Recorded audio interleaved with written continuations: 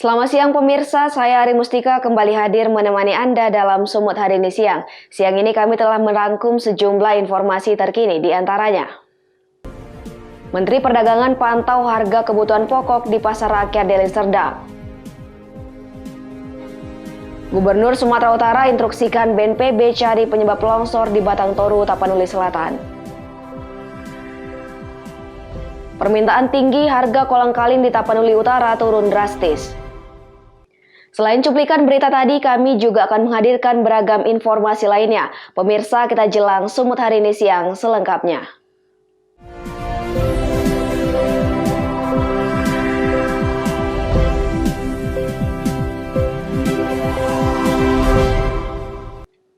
Kita ke informasi pertama pemirsa, untuk memastikan harga barang kebutuhan pokok stabil dan terjangkau jelang Idul Fitri 1442 Hijriah, Menteri Perdagangan Muhammad Lutfi melakukan peninjauan di Pasar Rakyat Metropolitan Trade Center yang berada di Kecamatan Percut Setuan, Kabupaten Deli Serdang, Sumatera Utara.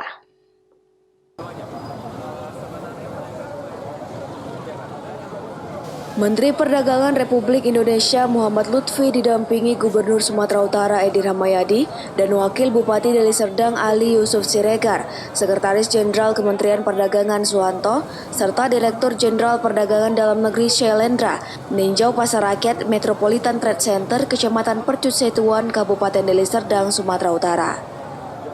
Kunjungannya ke pasar untuk memastikan ketersediaan pasokan dan stabilitas harga bahan pokok pada Ramadan dan jelang Lebaran Idul Fitri stabil. Pantauan harga kebutuhan bahan pokok di pasar seperti cabai merah keriting mencapai Rp20.000 per kilogram, cabai rawit merah Rp35.000 per kilogram, bawang merah Rp25.000 per kilogram, bawang putih Rp24.000 per kilogram, sementara kentang lokal Rp10.000 per kilogram. Lutfi mengatakan Kementerian Perdagangan bekerjasama dengan pemerintah daerah akan berusaha menggerakkan perekonomian, salah satunya dengan menjaga stabilitas harga bahan pokok agar daya beli masyarakat terjangkau terutama dalam masa pandemi COVID-19.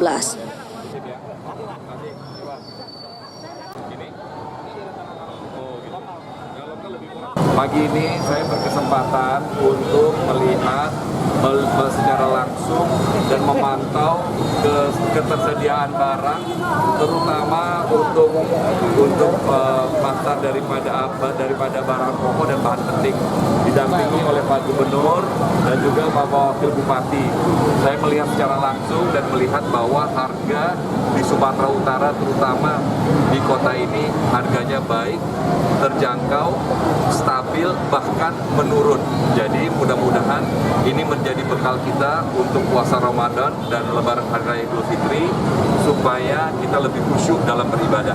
Karena ketersediaan barang di Sumatera Utara stabil, baik, dan mudah-mudahan ini menjadi bekal kita untuk menstabilkan harga di masa yang akan datang. Harapan pedagang dan permintaan pedagang pada Pak Menteri yang disampaikan dalam dialog tadi apa ya Pak? Jadi terutama yang pertama adalah kan kalau kita ini maunya harga stabil, karena kalau harganya stabil berarti daya beli masyarakat bisa menjangkau, terutama di masalah COVID-19 ini. Dan kita juga tadi mendengarkan dari Pak Gubernur meminta supaya kita jaga semuanya, supaya mata rantai COVID-19 ini bisa terputus dan supaya bisa menggerakkan perekonomian. Jadi salah satunya yang kita ambil dari sini adalah karena memang harga tidak naik terlalu, harga stabil itu salah satunya karena daya beli masyarakat itu masih terganggu. Jadi kestabilan harga menjadi sangat penting. Dan ini yang kita akan jaga sama-sama. Dan tadi Pak Gubernur juga sudah mengatakan bahwa masa tanam itu diatur supaya ketika panen jangan jatuh, tapi ketika tidak ada, harga juga tidak terlalu tinggi. Kementerian Perdagangan terus memantau harga dan pasokan bahan pokok secara nasional, serta terus melakukan koordinasi dengan pemerintah daerah dan pengusaha bahan pokok, agar harga dan pasokan tetap stabil. Dari hasil pemantauan di beberapa provinsi, pasokan bahan pokok cukup dan harganya stabil, bahkan cenderung turun. Abdul Malik melaporkan untuk Eva Rina TV.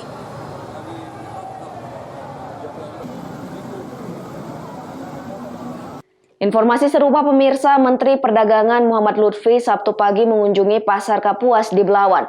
Selain akan membenahi kondisi pasar, Menteri Perdagangan mengatakan harga kebutuhan pokok selama Ramadan dan menjelang Idul Fitri relatif stabil. Bahkan harga bahan pokok di Sumut paling stabil di Pulau Sumatera. Dalam kunjungannya ke Kota Medan, tepatnya di Pasar Kapuas, Jalan Jawa, Kelurahan Belawan 1, Kecamatan Medan Belawan, Kota Medan, Menteri Perdagangan Muhammad Lutfi didampingi Wali Kota Medan dan Gubernur Sumatera Utara berdialog dengan para pedagang. Pedagang yang mengeluhkan kumuhnya kondisi pasar yang sering dilanda banjir rob atau pasang air laut, meminta kepada pemerintah untuk membenahi pasar terbesar di kawasan Medan Utara tersebut yang hingga kini infrastruktur jalannya masih banyak yang rusak parah.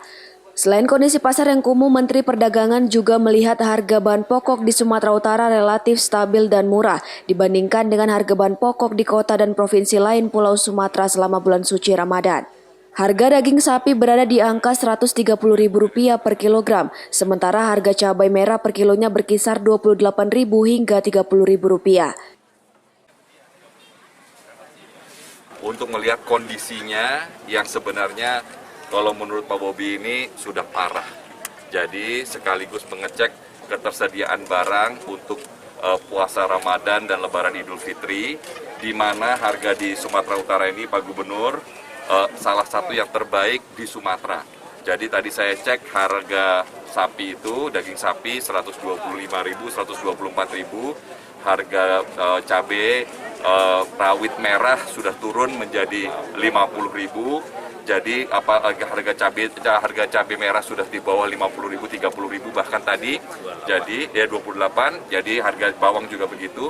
Saya menyimpulkan bahwa ketersediaan barang di Sumatera ini Pak Gubernur baik, bagus dan terjangkau, stabil. Mudah-mudahan ini membuat puasa kita khusyuk.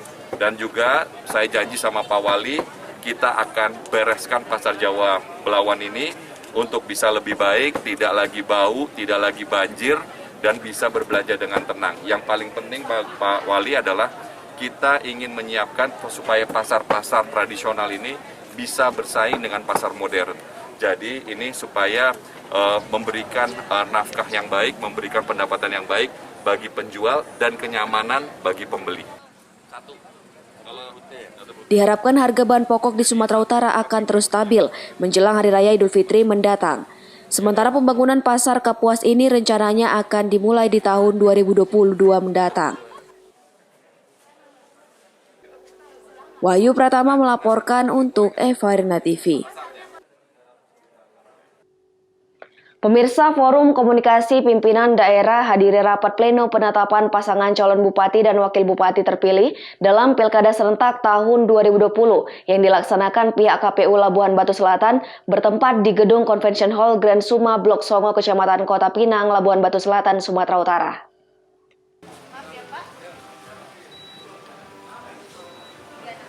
Forkopimda Labuhan Batu Selatan diantaranya Kapolres Labuhan Batu AKBP Denny Kurniawan bersama para pengurus partai pengusung menghadiri rapat pleno penetapan paslon kepala daerah, yakni Bupati dan Wakil Bupati terpilih dalam Pilkada Serentak tingkat Labuhan Batu Selatan tahun 2020. Di mana pada pleno tersebut KPU Labuhan Batu Selatan menetapkan paslon nomor urut 2 Edimin dan Ahmad Fadli Tanjung sebagai Bupati dan Wakil Bupati terpilih dengan perolehan suara 65.793 atau sebesar 42,41% dari selisih perolehan 371 suara dari paslon nomor urut 3 yang memperoleh 65.422 suara. Disusul nomor urut 4 dengan 11.056 suara, nomor urut 1 dengan 8.121 suara, dan nomor urut 5 memperoleh 4.730 suara. Bupati Labuhan Batu Selatan Alfi Syahri menyebutkan pihaknya sangat mengapresiasi seluruh instansi yang telah terlibat dalam pengamanan pemungutan suara ulang dan non-pemungutan suara ulang. Sampaikan pada saat pidato tadi sambutan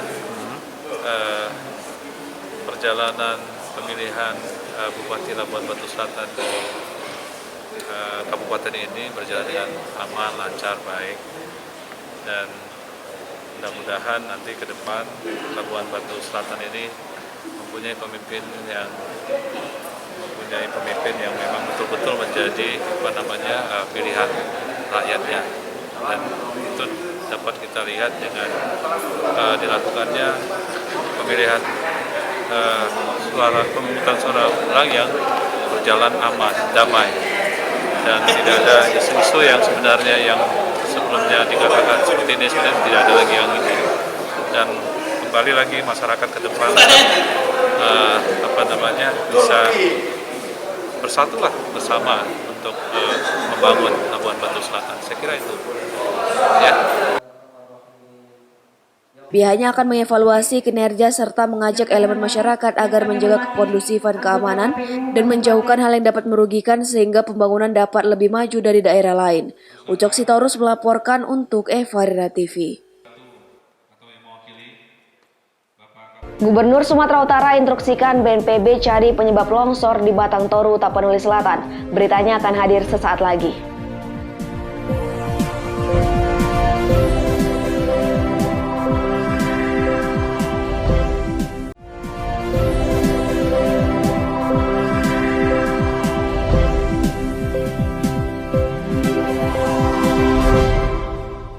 Terima kasih Anda masih bersama kami. Pemirsa, bencana tanah longsor di lokasi proyek PLTA di Kecamatan Batang Toru, Tapanuli Selatan pada Kamis petang lalu menelan sedikitnya 3 korban meninggal dan 10 lainnya dalam proses pencarian. Gubernur Sumatera Utara Edi Rahmayadi menginstruksikan BNPB dan pihak berwenang untuk mencari tahu penyebab pasti bencana yang menelan banyak korban tersebut. Proses pencarian korban bencana tanah longsor di kawasan PLTA Batang Toru masih terus dilakukan. Tim penyelamatan gabungan dari BPBD, TNI, Polri, dan masyarakat sejauh ini masih terus berusaha mencari sedikitnya 10 korban yang dilaporkan hilang. Sementara 3 korban lainnya sebelumnya ditemukan dalam kondisi meninggal dunia pada Jumat kemarin. Petugas di lapangan mengerahkan sejumlah alat berat untuk menyingkirkan material longsor. Gubernur Sumatera Utara Edi Rahmayadi menegaskan bencana tersebut menjadi perhatian khusus pemerintah Provinsi Sumatera Utara. Edi mengatakan pihaknya telah berkoordinasi dengan BPBD Provinsi untuk memaksimalkan proses pencarian dan mencari tahu penyebab longsor. Apakah ada kaitannya dengan kegiatan proyek PLTA Batang Toru?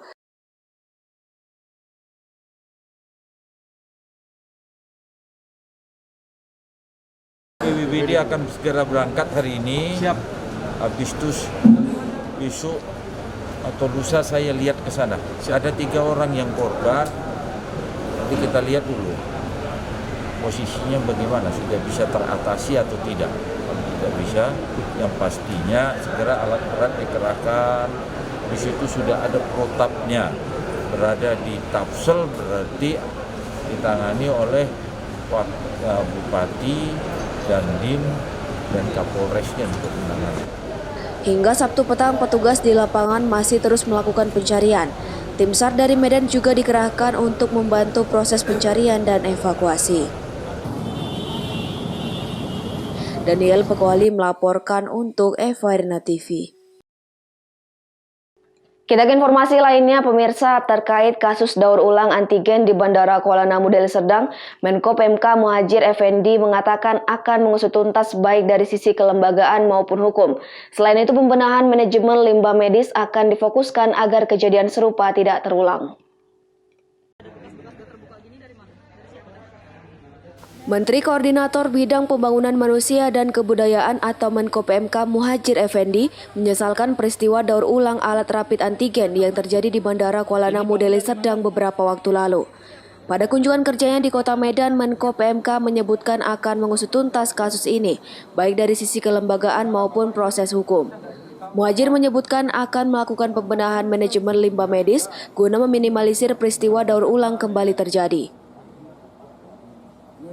Pemerintah menyesalkan kejadian itu dan ini suatu tindakan yang sangat tidak terpuji dari oknum yang tidak bertanggung jawab dan tidak boleh terulang lagi, dan akan kita usut secara tuntas baik secara kelembagaan maupun secara hukum. Dan yang akan kita benahi adalah manajemen limbah medisnya, sehingga jangan sampai akan ada kejadian lagi limbah didaur ulang. Ini pasti juga ada kesalahan dalam soal manajemen pengelolaan atau tata kelola limbah medisnya. Diketahui sebelumnya di Reskrimsus Polda Sumut melakukan penggerebekan terhadap layanan rapid antigen di Bandara Kuala Namu, Deli Serdang dan menemukan ratusan alat daur ulang. Dalam kasus antigen daur ulang ini, Kepolisian Daerah Sumatera Utara sudah menetapkan 5 orang tersangka yang merupakan PLT Branch Manager serta karyawan Kimia Farma. Daniel Pekuali melaporkan untuk Eva Arena TV. Pemirsa, Komisi Pemilihan Umum Labuhan Batu Selatan menetapkan pasangan calon Edimin dan Ahmad Padli Tanjung sebagai Bupati dan Wakil Bupati terpilih pada pemilihan Kepala Daerah serentak 9 Desember 2020. Paslon nomor urut 2 ini mendapat perolehan suara 42,41% dan unggul dari 4 pasangan calon lainnya. Yang kami hormati, KPU Labuhan Batu Selatan melakukan rapat pleno terbuka penetapan paslon Bupati dan Wakil Bupati terpilih dalam Pilkada serentak tahun 2020 dengan melibatkan seluruh komisioner KPU, Bawaslu, pasangan calon, tim penghubung, dan partai pengusung. Ketua KPU Labuhan Batu Selatan Effendi Pasaribu menyebutkan, pleno penetapan tersebut merupakan bentuk konsisten pihaknya dalam melaksanakan surat putusan terkait tahapan dan jadwal. Sesuai amanah PKPU, pihaknya akan menyampaikan salinan penetapan pasangan calon bupati dan wakil bupati terpilih ke pihak DPRD Labuhan Batu Selatan sebelum nantinya diajukan ke Mendagri untuk dilakukan pelantikan.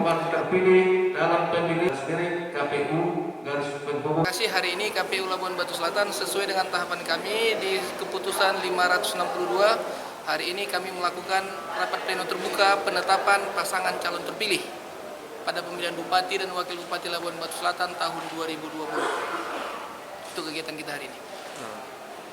Jadi setelah ini ketua apa yang agenda ke depan? Setelah kami menetapkan pasangan calon terpilih, besok sesuai dengan amanah PKPU kami harus menyampaikan salinan berita acara dan putusan penetapan hari ini kepada DPRD Labuhan Batu Selatan untuk selanjutnya dilakukan mekanisme di DPRD Labuhan Batu Selatan untuk pengajuan ke Mendagri terkait pasangan calon ini untuk dilakukan pelantikan.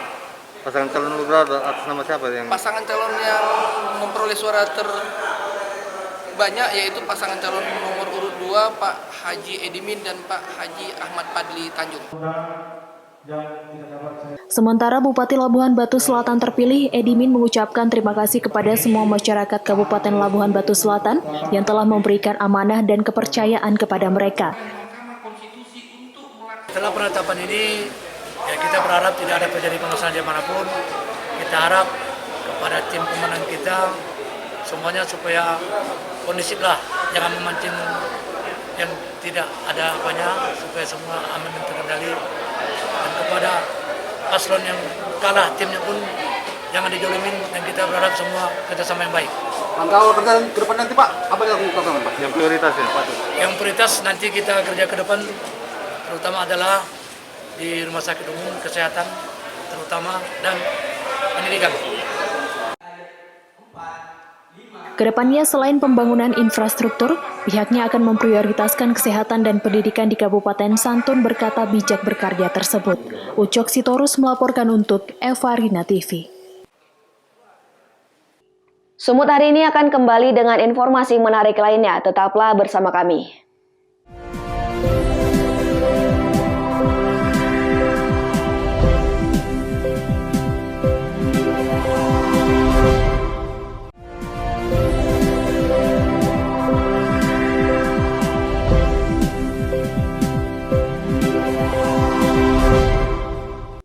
Terima kasih Anda masih bersama kami. Pemirsa, petani Bargo di Desa Cilantom, Kecamatan Garoga, Tapanuli Utara, Sumatera Utara mengeluhkan penurunan harga kolang-kaling yang turun drastis dari harga Rp9.000 menjadi Rp2.000 per kilogramnya.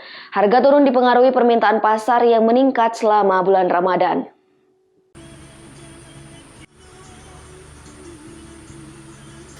Petani di Desa Cilantom, Kecamatan Garoga, Tapanuli Utara, Sumatera Utara mengeluhkan penurunan harga kolang-kaling dari Rp9.000 menjadi Rp2.000 per kilogram. Penurunan harga disebabkan lonjakan permintaan selama Ramadan 2021. Koreksi tajam harga kolang-kaling menyebabkan petani kurang bergairah melakukan produksi. Selain itu, biaya produksi yang tinggi menjadi kendala petani untuk menarik keuntungan. Harga turun tahun ini bagi petani adalah yang paling besar dibandingkan tahun sebelumnya.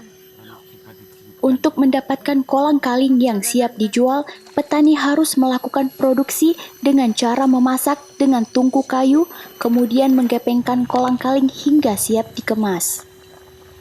Seorang pembuat kolang-kaling, Tommy Ritonga, mengatakan kisaran harga jual kolang-kaling pada bulan Ramadan tahun 2020 mampu meraup keuntungan hingga 15 juta rupiah dalam 1 bulan. Namun, pada Ramadan tahun 2021 ini keuntungan justru menurun. Sekitar 3.000-an. Turun sangat turun, drastis turunnya. Sempat dari harga 8.000-an sekarang jadi 3.000-an. Tahun sebelumnya lumayanlah harganya. Mending tahun sebelumnya. Kecewa, sangat-sangat kecewa. Nggak bisa kita tentukan itu harganya, penghasilan kita. Ya, mohonlah bantuannya supaya kita bilanglah hari-hari berikutnya, tuh tahun depan diperhatikan kami yang mengerjakan kolang-kaling ini. Biar akan diperhatikan kami gitu. Ini biasanya dikirim kemana nih Pak? Nah, kalau Toke bilang ini dikirim ke Jakarta, ke Medan. Itunya biasanya. Bagi pedagang umumnya, agen besar pengepul kolang-kaling dari luar daerah seperti dari Kota Pekanbaru, Kota Padang, dan Kota Medan rutin membeli kolang-kaling setiap tahunnya di Desa Silantom. Oh iya Pak, ini kebetulan tiap tahun rutin turun sini tiap tahun. Tapi pada tahun ini, di masa Covid ini, harganya sinilah sangat hancurlah kami di sini nih Pak. Soalnya harga-harganya ini kami beli 150 lah paling murah satu tandan. Petani dan pembuat kolang-kaling berharap pemerintah dapat membantu warga untuk menganulir kerugian akibat penurunan harga. Jamarlin Saragih melaporkan untuk Evarina TV. Pemirsa, larangan mudik dan tidak bisa bepergian keluar kota ternyata mendapat keberkahan bagi pengrajin parsel. Di Asahan, Sumatera Utara, penjual parsel untuk Lebaran Idul Fitri kebanjiran orderan. Media sosial menjadi alat praktis untuk bertransaksi karena tidak bisa melakukan mudik untuk buah tangan keluarga. Inilah kesibukan Lie Chen dan beberapa karyawannya saat kebanjiran orderan parsel menjelang Idul Fitri mendatang. Ratusan parsel dengan beragam isian dikemas dengan bentuk yang indah, rapi, dan unik. Namun di tengah pandemi COVID-19 dan dengan adanya larangan mudik dari pemerintah, ternyata membawa keberkahan bagi penjual parsel. Dengan adanya larangan mudik, penjual parsel kebanjiran orderan dari luar kota karena perajin parsel menjual barang-barang secara online di media sosial miliknya. Dari media sosial, banyak pesanan dari luar kota yang memesan buah tangan Lebaran dalam bentuk parsel untuk dikirimkan keluar kota kepada keluarga dan sahabat. Pengiriman keluar kota kita paling sekitar kota Asahan aja. Kita bisa kirim. Tapi untuk masa pandemi ini banyak yang kita ada jual secara online. Jadi banyak juga yang pesannya secara online. Karena alasannya mereka nggak bisa mudik. Mereka pesan parcel, bayarnya transfer, kita antarkan ke tujuan. Larangan mudik tidak membuat kita putus silaturahmi. Dengan adanya parsel, membuat silaturahmi terhadap keluarga maupun sanak saudara yang jauh tetap terjalin dan mencegah terjadinya klaster baru penyebaran COVID-19. Wanda Pratama melaporkan untuk Evarina TV. Pemirsa, informasi tadi sekaligus mengakhiri pertemuan kita dalam Sumut hari ini siang. Saya Heri Mustika mewakili kerabat kerja yang bertugas pamit undur diri dari hadapan Anda. Terima kasih atas kebersamaannya dan sampai jumpa.